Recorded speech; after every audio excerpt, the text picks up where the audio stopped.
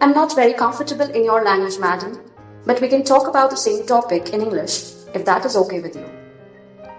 The kind of philosophy you're wanting to pursue should have let you support the language you originally come from, not the language that your own roots do not support or speak, said a senior lady sitting for discussion over cultural differences and inherent unity residing in diversity. I very much agree with your thought, but what I feel is that I may be more expressive in the language of my education and general use. This was a very casual statement given by Nisha.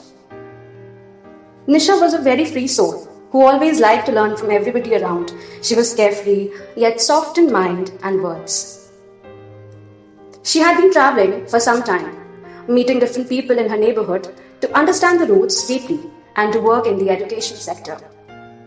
While she was working, she felt the need for a transformation that was beyond the existing system of education because it did not allow people to think.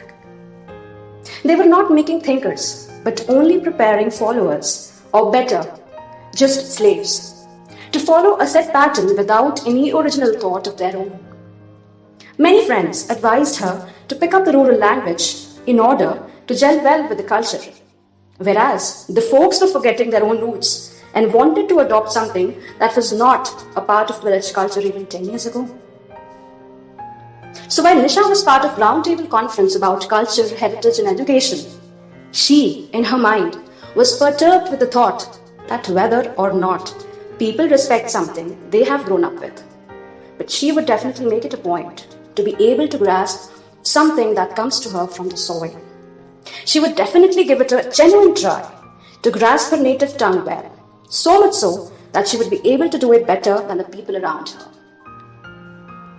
While it was just a passing thought, it so happened that things occurred the way she had not even dreamt.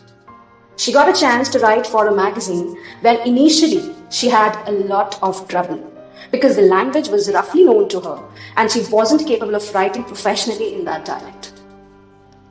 With the passage of time and the number of articles she was constantly publishing, Nisha got a chance to interact with people active in different areas of India who were writing in the same dialect and discussing myriad other ideas in order to contribute their share.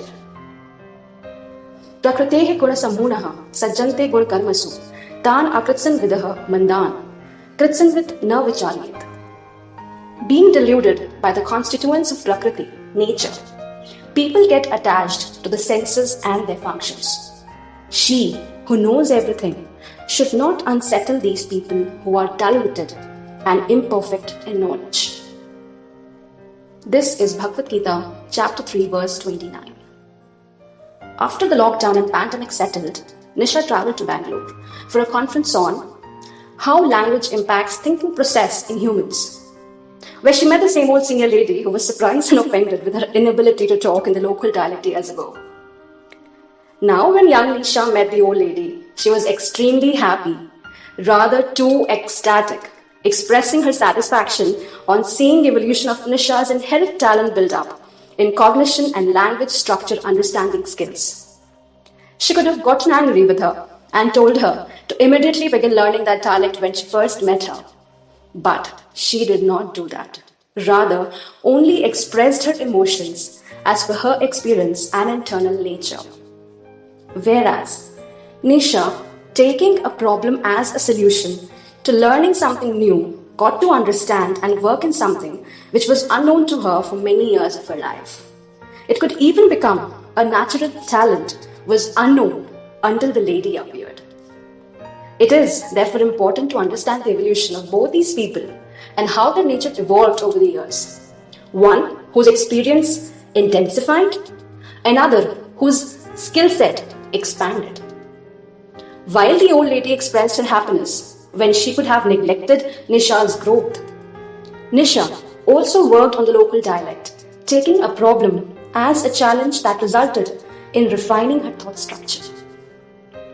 This episode is brought to you by Gita for Women. Send us your thoughts, queries, and requests for audio classes on gitaforwomen@gmail.com. Sometimes in life, we meet people who initially make us angry or belittled. But if we follow our negative emotion or negative psychology, then it leads to our own downfall.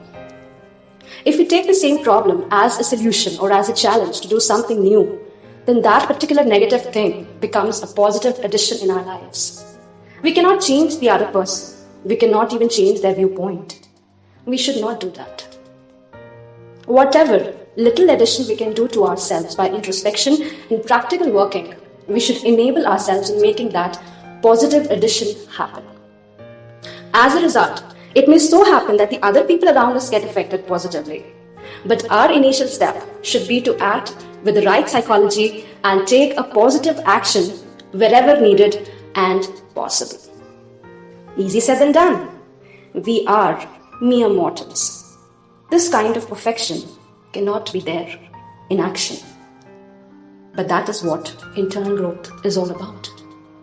That is why tool of introspection is essential even more at this time of our lives.